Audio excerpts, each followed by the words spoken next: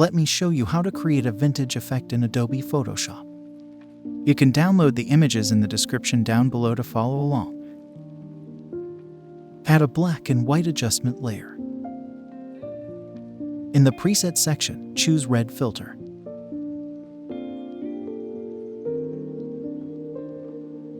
Select the background layer and press Ctrl-J to duplicate it. Drag the copy to the top. Change the blending mode to soft light. Reduce the opacity to about 70%. To increase the effect, let's add a texture. Unlock the layer and drag it to the main project.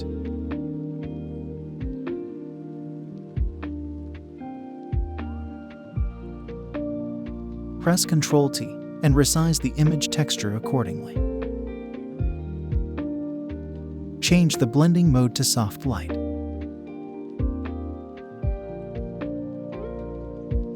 That's it. I hope you enjoyed it. Subscribe to my channel for more tutorials. Also, check out other videos on my channel. Thank you for your support.